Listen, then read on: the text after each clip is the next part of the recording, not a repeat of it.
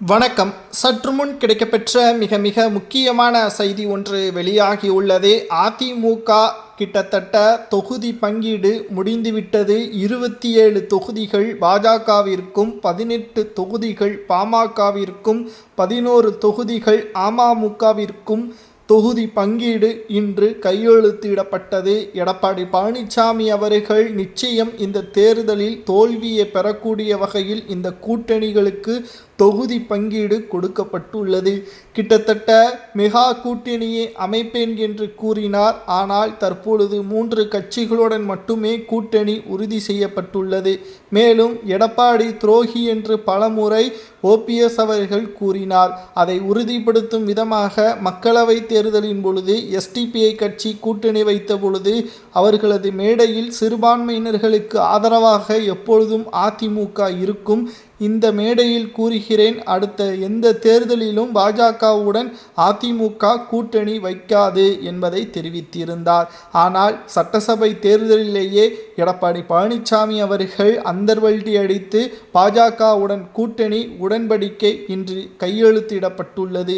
மேலும் சிறுபான்மையினர்களுக்கு துரோகத்தை செய்துவிட்டார். இதுதான் எடப்பாடி பழனிசாமியின் உண்மையான முகம். எடப்பாடி வெற்றியடைந்தாலும் அவர் சொன்ன வாக்குறுதியை நிறைவேற்ற மாட்டார்.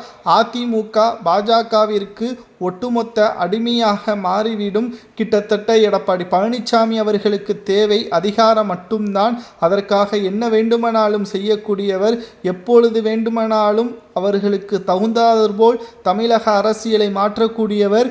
மீண்டும் அதிமுகவில் எடப்பாடி முதல்வராக பொறுப்பேற்றால் தமிழக பொருளாதாரம் தலைகீழாக மாறிவிடும்.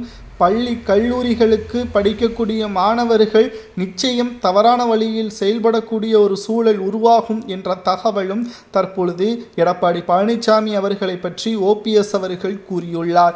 இந்த தொகுதி பங்கீடு நிச்சயம் அதிமுக தோல்வியை தான் உறுதி செய்யும். எடப்பாடி பழனிசாமி அவர்கள் தலைமையிலான இந்த என்டிஏ கூட்டணி தனி பெரும்பான்மையுடன் ஆட்சியை அமைப்பது கடினம். சுமார் 45 தொகுதிகளை மட்டும்தான் கைப்பற்றும் என்பதை உளவுத்துறை மூலமாக தமிழக அரசின் தற்பொழுது கருத்து கணிப்புகள் வெளியாகியுள்ளது. மேலும் ஓபிஎஸ் அவர்கள் கூறுவது என்ன தெரியுமா? அதிமுகவின் உண்மையான தொண்டர்கள் எடப்பாடி பழனிசாமியின் பக்கம் இல்லை. ஆதலால் அவர் நிச்சயம் இந்த தேர்தலில் மிகப்பெரிய தோல்வியை தழுவார். அதிமுக தோல்வியை தழுவினார் கூண்டோடு நிர்வாகிகளும் தொண்டர்களும் திமுகவை நோக்கி படையெடுப்பார்கள் என்பதையும் தற்பொழுது ஓபிஎஸ் அவர்கள் கூறுவதை ஏற்றுக்கொள்ள முடியுமா? அல்லது என்டிஏ கூட்டணி இந்த தேர்தலில் வெற்றியடையுமா என்பதை உண்மையான தொண்டர்கள் கமெண்ட் வாயிலாக மறக்காமல்